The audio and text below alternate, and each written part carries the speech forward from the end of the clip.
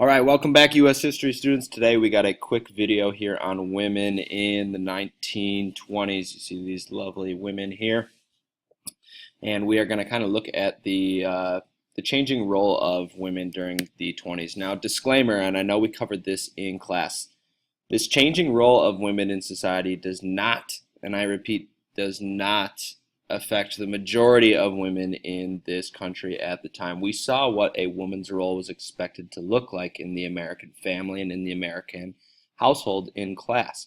But we have this small minority of women, this small group of women that are starting to fundamentally change the way women are viewed, how they act, and kind of what their role is in society.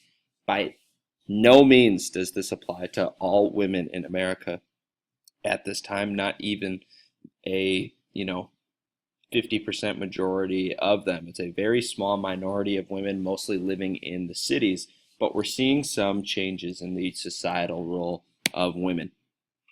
Maybe you've heard of this term before, but we refer to these women in the 1920s that are kind of breaking these societal norms as flappers, and that's just our word to describe this new type of woman. We're kind of characterizing them by looser, here in quotes, morals. It doesn't mean that they just have no morals at all, but it's a little bit looser than this conservative 1920s America and what kind of fundamentalist Christianity has set. They're a little bit more independent, and as you can see, they're dressing very scandalous here because their dresses do not go all the way down to their ankles. These women were extremely independent compared to any other groups of women in American history up until this time, and we're going to kind of see why. First of all, and kind of the reason that they're a bit controversial for the time, is their fashion. They wore like close-fitting felt hats, bright waistless dresses above the knees. You can see here skin tone stockings, which kind of makes it, I don't know, look like skin. Girls, apparently that was scandalous for the time. Strings of beads and haircuts that look like this. You may see some styles that women in the 20s wore being more popular today as well. But dressing like this is very different than how we saw women dressing in those pictures in class today. This is new, this is kind of out there and crazy, and it's definitely scandalous. This does not look like what a conservative, fundamentalist Christian woman should dress like. We see examples of how these women were dressing here. Got the hats, the dresses that don't go all the way down to the ankles. Their arms are exposed. Very scandalous, very out there for the time. More pictures here. I mean, this is getting very scandalous here, especially for the 1920s, but this is what the fashion looked like. It was new, it was exciting, and we have a small group of women that are really taking hold of it, especially living in the cities, and making it a part of who they are. Their morals. While drinking and smoking were more acceptable then today than they are now, public drinking and smoking became very much so acceptable. Now, yes, drinking is a little bit different at this time because we have prohibition, but going to a speakeasy and drinking with a date, a man that a woman would be accompanying, that's a little bit more acceptable when the actions are taken by these women, and especially smoking in public. You weren't supposed to be smoking cigarettes as a woman in public. Flappers, these women, they didn't care. They thought, hey, if a man can do it, I can do it as well. They talked about sex openly, and that behavior kind of drew a lot of negative attention to them. Also using methods of birth control, things that we assume and just expect women to be able to do today without any repercussions. But at this time, women engaging in smoking and talking about sex and using birth control was a huge change in the way women and this small minority of women really acted in society. Dating also changed at all before the 1920s.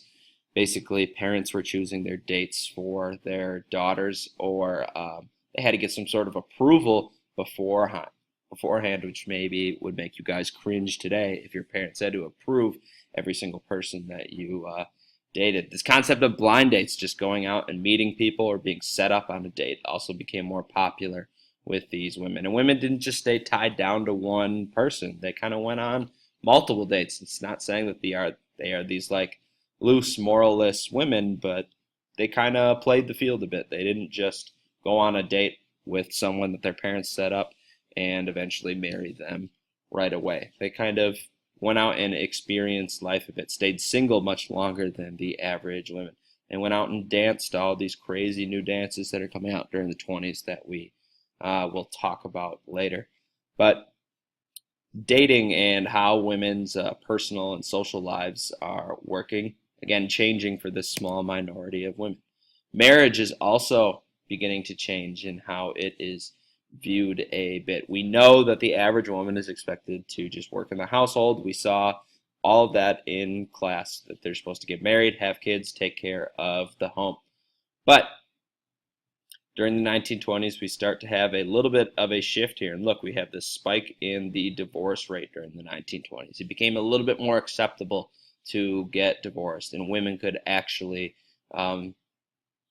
feasibly call for a divorce and not become some sort of like outcast in society. That women actually had the ability to make more choices within a marriage. It's more of a partnership than, as we saw before, it seemed that women were just serving the men that they were married. Voting, again, we know this. The 19th Amendment passed in 1919 gives women the right to vote. This gives flappers, and really all women across the board, no matter what their role in society was, increased power and social standing, because they can now choose our elected officials. They could cast votes for who they wanted representing them. Their husbands are not making all those decisions for them.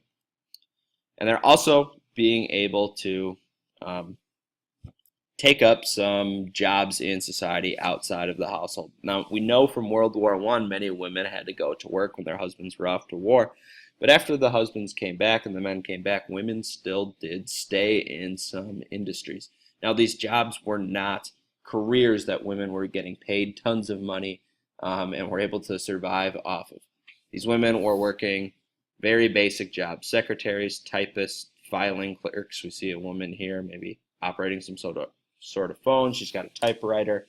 She's not doing anything high profile. She's not being treated as an equal in the workplace, but you have to start somewhere. And women in the 1920s, and these women that were independent, they were dating on their own, they were drinking and smoking in public, they may have also had jobs in the cities that they lived in, which is just a new role for women to have. They're not stuck in the household, they're not raising kids. They are able to go out and make a small amount of money for themselves. Again, not great jobs. They're not, climbing up the corporate ladder and becoming the CEOs of companies. But this is where really women in the workplace starts in the 1920s. And that's it. That's all I have for you guys today. And we will talk about this a bit in class tomorrow and start moving into what we call the Harlem Renaissance.